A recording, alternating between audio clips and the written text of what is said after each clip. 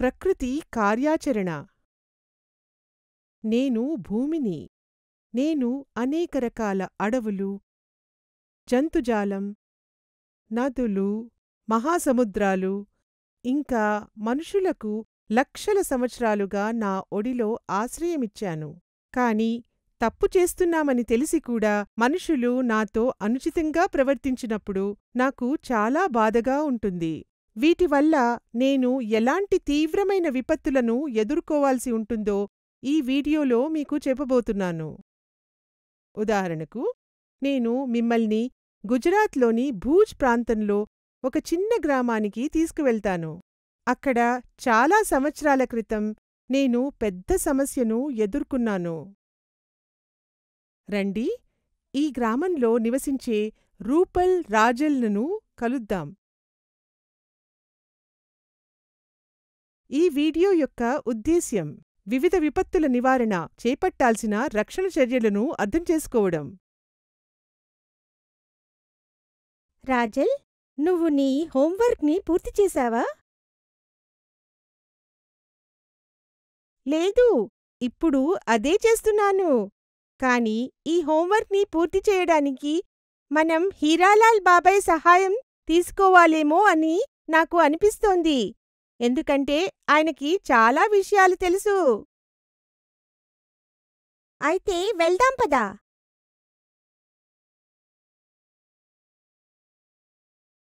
నమస్తే బాబాయ్. నమస్తే. పిల్లలు ఏంటి ఇలా వచ్చారు? మేము ఒక వ్యాసం రాయాలి. ఏ విషయమంటే మన వనరుల గురించి. భూమి, ఇంధనం, అడవులు మొదలైన మన వనరులను రక్షించడం గురించి, ఇంకా వాటిని రక్షించకుండా వదిలేస్తే జరిగే పరిణామాల గురించి. ఇది చాలా ఆసక్తికరమైన విషయం. భూమిని, అడవులను రక్షించడం మనకెంతో అవసరం. రండి, ఇక్కడ కూర్చోండి. మీలో ఎవరైనా భూమి, ఇంధనం, అడవులు తరిగిపోవడం వల్ల వచ్చే సమస్యలను ఎదుర్కొన్నారా? ఎదుర్కొని ఉంటే మీరు ఆ సమస్యల జాబితాను తయారు చేయగలరా? పిల్లలు, పర్యావరణ సమతుల్యతను కాపాడటానికి భూమి, నీరు, మొక్కలు వంటి సహజ వనరులు ఎన్నో మనకు సహాయపడతాయని మీకు తెలుసా? వీటిని దుర్వినియోగం చేస్తే భూకంపాల వంటి అనేక దుస్థితులను ఎదుర్కోవలసి వస్తుంది. బాబాయ్, భూకంపం అంటే ఏమిటి? దాని గురించి నేనెప్పుడూ వినలేదు. పేరుకు తగ్గట్లుగా భూమి యొక్క ఉపరితలం అకస్మాత్తుగా వణకడం వల్ల భూకంపం వస్తుంది. దాంతో భూమిలో ప్రకంపనలు మొదలవుతాయి. అరే, వినడానికే భయం వేస్తోంది. దీనివల్ల నష్టాలు కలుగుతాయా? అవును, ఖచ్చితంగా. భూకంపాలు చాలా నష్టాన్ని కలిగిస్తాయి. తీవ్రతను బట్టి భూకంపం తక్కువ లేక ఎక్కువ పరిమాణంలో ఉండవచ్చు. పెద్ద ఎత్తున వచ్చే భూకంపాలు గ్రామాలను, నగరాలను నాశనం చేస్తాయి. అంతేకాదు, గొప్ప విధ్వంసం కలిగిస్తాయి. బాబాయ్, మీకు మీ జీవితంలో ఎప్పుడైనా భూకంపం అనుభవం కలిగిందా?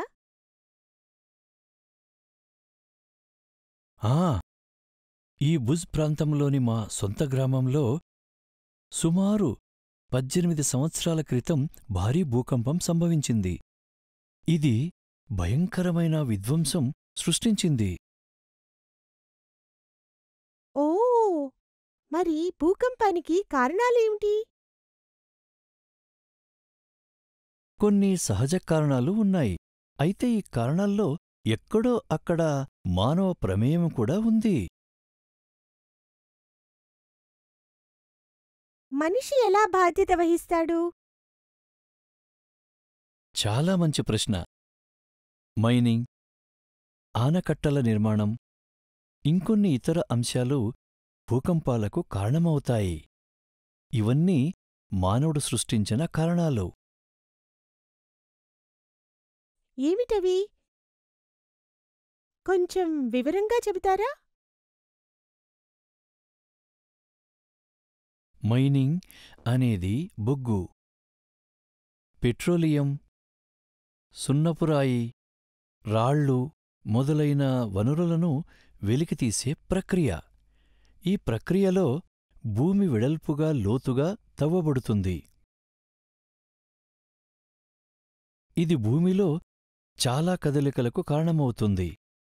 ఆనకట్టలు నిర్మించినప్పుడు నీటి అధిక ఒత్తిడి కూడా భూకంపాలకు కారణమవుతుంది. బాబాయ్, కానీ మనం మైనింగ్ను ఇంకా ఆనకట్టల నిర్మాణాన్ని ఆపగలమా?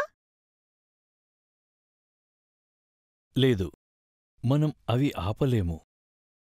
ఏదేమైనా భూమిలో ప్రకంపనలు సంభవించడం మొదలైనప్పుడు మైనింగ్ ఆనకట్టల నిర్మాణాన్ని తాత్కాలంగా నిలిపివేయాలి. ఇది నష్టాన్ని చాలా వరకు పరిమితం చేస్తుంది. ఇది ఎలా సాధ్యమవుతుంది? ఈ రోజుల్లో శాస్త్రవేత్తలు అధునాతన పరికరాలను ఉపయోగించి భూకంపాలను అంచనా వేస్తున్నారు. సరే, అప్పుడు భూకంపం వల్ల చాలా విధ్వంసం జరుగుతుందన్నమాట. భూకంపం వల్ల కొండచర్యలు విరిగి పడటం, మంటలు, సునామీ మొదలైనవి వచ్చే అవకాశాలు ఎక్కువగా ఉంటాయి. దీనివల్ల మనుషులు, జంతువుల ప్రాణాలు, ఆస్తులు దెబ్బతింటాయి.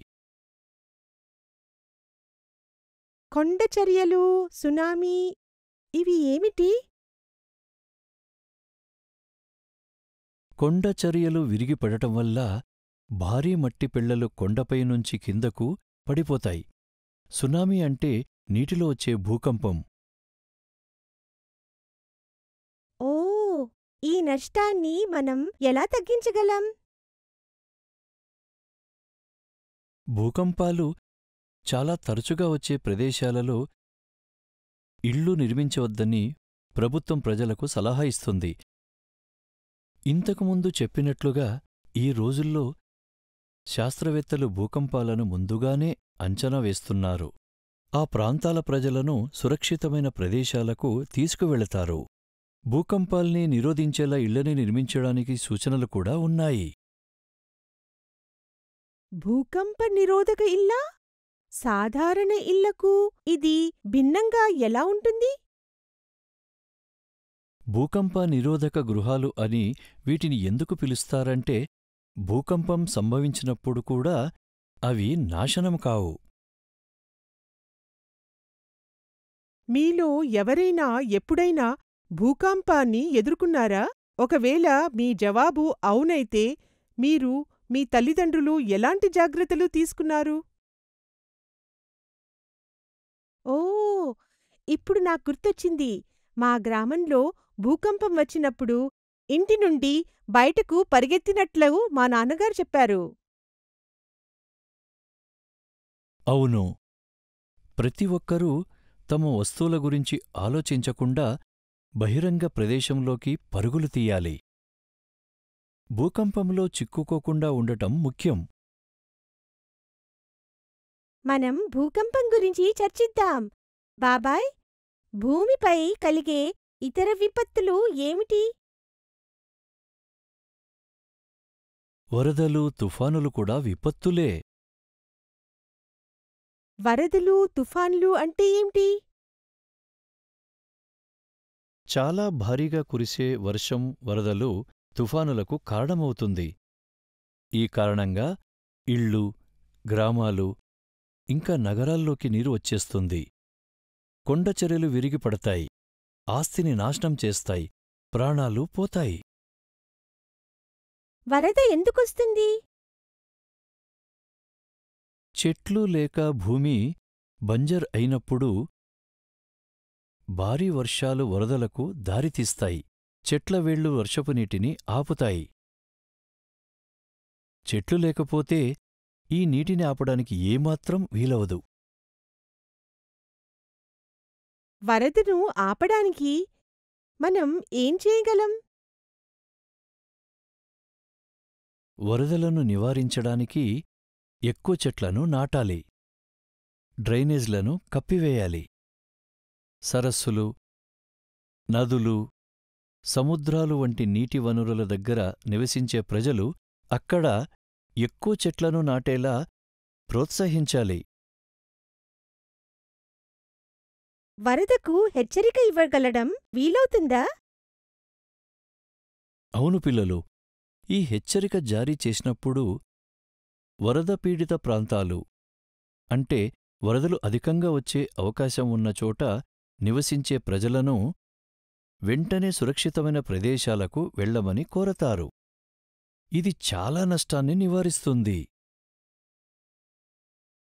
అన్ని రకాల విపత్తులను జరగకుండా ఆపాలంటే మాతృభూమిని జాగ్రత్తగా చూసుకోవాల్సిన అవసరం ఉందని దీని అర్థం. అవును, నువ్వు చెప్పింది నిజమే. ప్రకృతి చాలా సున్నితమైనది. దాని సమతుల్యతకు మనం భంగం కలిగించకూడదు. బాబాయ్, ఈ అన్ని జాగ్రత్తలు తీసుకున్నప్పటికీ భూకంపం లేదా వరదలొస్తే అప్పుడు ఏం చేయాలి? కొన్నిసార్లు విపత్తులను మనిషి నియంత్రించలేడు. ఒక్కోసారి భూకంపాలు వస్తాయి, ఇంకోసారి వరదలు వస్తాయి. అలాంటివి సంభవించినప్పుడు కొంచెం జాగ్రత్తగా ఉండటం అవసరం. 1. భూకంపం లేదా వరద ప్రభావిత ప్రాంతాల నుండి ప్రజలను తరలించాలి. 2. నీటి ద్వారా వచ్చే వ్యాధులు వ్యాప్తి చెందకుండా సురక్షితమైన తాగునీరు మరియు శుభ్రమైన ఆహారాన్ని అందించాలి. 3. శిథిలాల క్రింద ఉండే కీటకాలు మరియు పాముల నుండి ప్రజలు జాగ్రత్తగా ఉండాలి. 4. వ్యాధులు వ్యాప్తి చెందకుండా ఉండటానికి మృతదేహాలను, చనిపోయిన జంతువులను తొలగించాలి. 5. బాధితులకు త్వరగా వైద్య సహాయం అందించాలి. 6. ప్రజలను సురక్షిత ప్రదేశాలకు తరలించాలి. 7. పాఠశాలల్లో పిల్లలకు భూకంపం, వరదలకు సంబంధించిన సమాచారాన్ని అందించాలి. పిల్లలు విపత్తుల సమయంలో తక్షణ సహాయం అందించే ప్రధాన ప్రదేశాలు జాబితా తయారు చేయండి. బాబాయ్, నీటి కొరత కూడా ఒక ప్రకృతి విపత్తే కదా? మన గ్రామం ప్రస్తుతం దాన్ని ఎదుర్కొంటోంది కదా? అవును, దీన్ని కరువు అంటారు. ఎక్కువ కాలం తీవ్రమైన నీటి కొరత ఉన్నప్పుడు కరువు ఏర్పడుతుంది. ఈ విపత్తుకు కూడా మనిషే కారణమా? కొన్ని మానవుడు సృష్టించిన కారణాలు, ఇంకా కొన్ని మన చేతుల్లో లేనివి. అడవుల్ని నరకడం వంటి వాటికి మాత్రం మానవులే కారణం. అడవులను నరకడం కరువుకు ఎలా కారణమవుతుంది? అడవుల్ని నరకడం కారణంగా వర్షం పడదు. అందుకే కరువు వస్తుందని నాకు అనిపిస్తోంది. నేను చెప్పేది నిజమేనా? అవును, చాలా చక్కగా చెప్పావు. కరువును నివారించడానికి చర్యలు తీసుకోవలసిన అవసరం ఉంది. లేకపోతే దీని ప్రభావం వ్యవసాయం మీద పడుతుంది. ఇది జంతువులపై, మానవులపై కూడా చాలా చెడు ప్రభావాన్ని చూపుతుంది. కరువు సమయంలో ప్రజలు పోషకాహార లోపం, డీహైడ్రేషన్ సమస్యలతో బాధపడతారు. అంటే ప్రజలు ఆహారం లేకపోవడం, నీరు లేకపోవడం వల్ల బాధపడతారు. ఓహో, ఇది చాలా తీవ్రమైన పరిస్థితి. చెట్లను నాటడం వల్ల కరువును తొలగించవచ్చా? చెట్లు నాటడం మాత్రమే కాదు, కరువును నివారించడానికి మనం చాలా చర్యలు తీసుకోవాలి. నీటిని సేకరించడానికి కూడా మనం తగిన చర్యలు తీసుకోవాలి. ఓ బాబాయ్, ఇది ఎలా వీలవుతుంది? వర్షపు నీటిని సేకరించి నిల్వ చేసే పద్ధతిని వర్షపు నీటి సేకరణ అంటారు. మనం నీటిని రీసైకిల్ చేసి తిరిగి వాడుకోవాలి. అవునా? ఒక్కసారి ఉపయోగించిన నీటిని తిరిగి ఉపయోగించడాన్ని రీసైక్లింగ్ అంటారు కదా? అంటే పశువులను శుభ్రపరచడానికి, మొక్కలకు నీరు పోయడం వంటి పనులకు ఒక్కసారి వాడిన నీటిని వాడడం లాంటివి. అవును, చాలా సరిగ్గా చెప్పావు. మనం నీటిని ఆదా చేయాలి. నీటి సంరక్షణకు ఆనకట్టలను, జలాశయాలను కూడా వాడాలి. కరువు సమయంలో భూమిని కూడా సముచితంగా ఉపయోగించాలి. తక్కువ నీటి అవసరం ఉన్న మొక్కలను కరువు సమయంలో నాటాలి. బాబాయ్, చాలా విపత్తులను రాకుండానే ముందుగా నియంత్రించవచ్చు. అవును రాజల్, నువ్వు చెప్పింది నిజమే. వీటిని ఆపడానికి మనం పర్యావరణాన్ని బాగా చూసుకోవాలి. బాబాయ్, హోంవర్క్ పూర్తి చేయడానికి మీరు మాకు చాలా సమాచారం ఇచ్చారు. ఇక మేము వెళ్తాం. మేము మా హోంవర్క్ పూర్తి చెయ్యాలి. పిల్లలు, భూకంపాలు, వరదలు, తుఫాన్లు, కరువు వంటి విపత్తులు మనుషులకు హాని కలిగిస్తాయని మనం చూశాం. ఈ వీడియోలో వివిధ రకాల విపత్తుల గురించి, వాటి కారణాల గురించి తెలుసుకున్నాం. ఈ విపత్తులను నివారించే మార్గాలు, వాటి నుండి తప్పించుకునే మార్గాలు కూడా తెలుసుకున్నాం. ఈ విపత్తులను నివారించడానికి మనం నిరంతరం ప్రయత్నిస్తూ ఉండాలి.